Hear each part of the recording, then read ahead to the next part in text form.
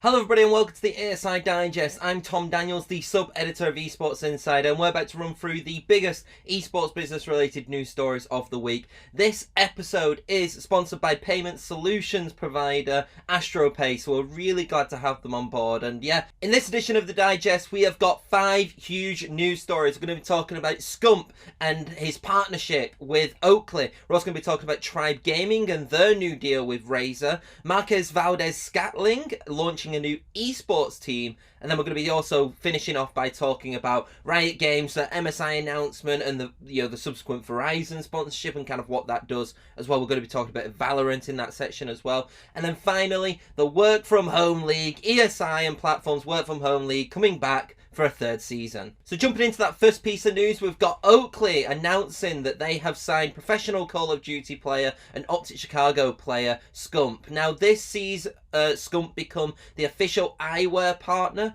of Oakley, and as such he'll be wearing the brand's kind of products during all their competitions and also on his live streams. Scump has become the first esports professional to be involved with Oakley, but they've also had partnerships with the likes of Patrick Mahomes and also Lamar Jackson in the NFL, so it kind of shows the significance that we're getting kind of someone from the esports sector kind of blend in with a lot more of these traditional sports stars. And I think that that's kind of the takeaway for this partnership. It kind of highlights that now mainstream media is seeing the appeal of kind of not just signing brands, not just sponsoring organizations, not just sponsoring kind of leagues, but also sponsoring the players themselves and kind of having them, whether it be from an ambassadorial role, which kind of what this is, but also a straight up sponsorship deal, which is more aligned with what this partnership is.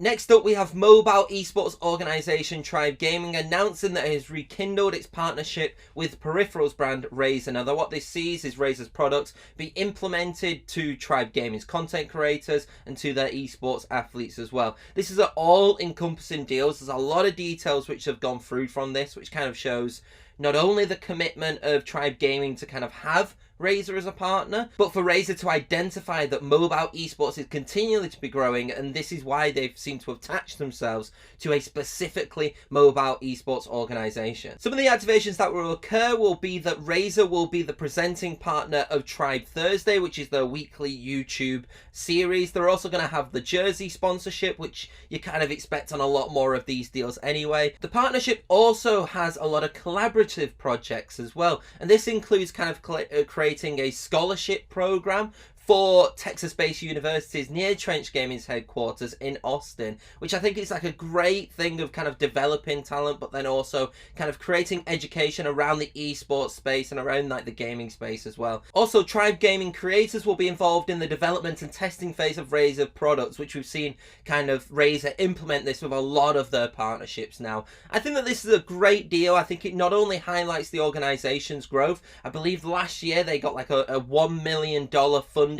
A lot of celebrities I think got involved around like the mobile space, but it also does highlight the growth of mobile esports again. We've had it in terms of like, you know, viewership, which has kind of risen in over like the past 12 months, but now we're kind of seeing more sponsorship deals akin to Razer. Razer sponsored Trenchmade Gaming, I believe it was like 2018, so the fact that they've come back to that shows that there is a lot of faith kind of in this organisation, and actually there's a lot more faith in mobile gaming perhaps than what there was a few years ago. Our third story of this digest sees Green Bay Packers wide receiver Marquez Valdes-Scantling launch an esports team in cooperation with entertainment and holding company Subnation Media. This is yet another athlete kind of going into the esports space, trying to finding their own identity within the esports space. We've recently seen it, just off the top of my head, with the likes of Aguero of Career Esports, Quadrant with Lando Norris. I believe Ozil also has an esports team. So there's a lot of kind of,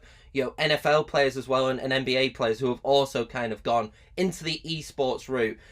The team, which is called Trenchmade Gaming, is expected to go across multiple titles, which is very interesting. It's nice to see that it's not just going to be sticking to one title. We have this kind of image sometimes that if you're, for example, a footballer, you kind of stick to FIFA, but we're seeing that kind of barrier be broken a little bit more with partnerships like this. According to the release, Trenchmade Gaming will also have like a combine event to scout their talent. Now, I believe that this is obviously because of the NFL influence, but having like a combine event is quite a nice event of like talent recruitment, but also potential content video ideas, and I guess it kind of keeps that branding, synchronized, which I think is a really cool idea. And if it does kind of continue development of up-and-coming talent, I think that's a great initiative. The last little bit of information about this announcement is that Subnation Media will be spearheading Trenchmade Gaming's strategic brand partnerships, merchandising, and content programming. So they're doing kind of a lot of like the esports business aspect, where it definitely feels like Valdes-Scantling is going to be kind of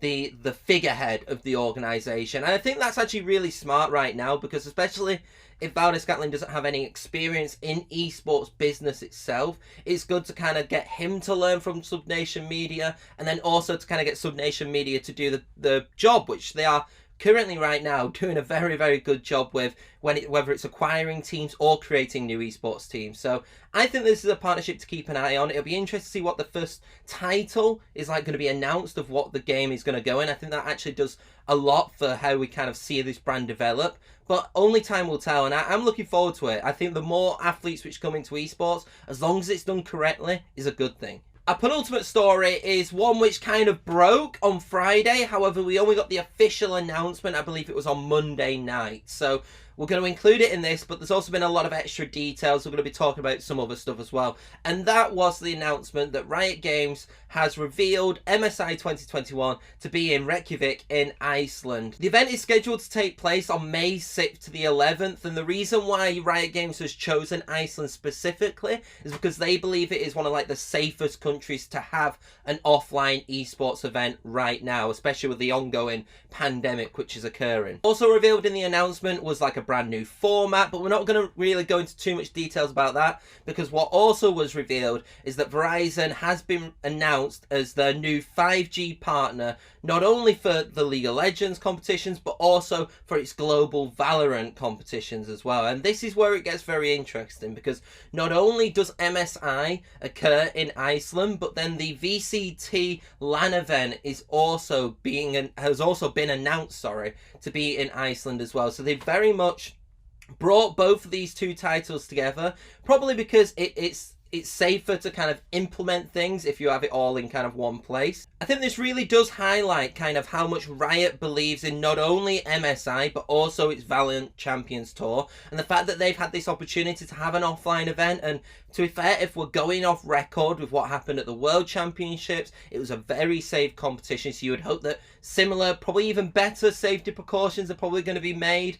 You can expect this to be a great event to have offline, and we're starting to see more offline events come. And while obviously the ongoing pandemic is still occurring, it's very exciting for me to see a variety of esports events come back offline. While online has been great, offline is where a lot of premier esports events kind of thrive, and it'll be interesting to see if we actually get like a viewership increase for the more offline events which we're getting. The final story is one which I'm very excited to announce, and it is the fact that the Work From Home League, ESI's and Platform's corporate esports competition, is back for season 3. Unlike last season, we're actually expanding the tournament to last all year long. We're going to be having a spring, autumn, and winter event. Our spring event, which is scheduled to take place between May 10th and 30th, will include 3 tournaments throughout the event, and that includes Rocket League, CSGO Wingman, and Brawlhalla. 8 teams will compete in each one of those games. Once again, we have partnered with UK charity Special Effects in order to raise even more money than what we've done in the previous 2 seasons. Over the last 2 seasons, though,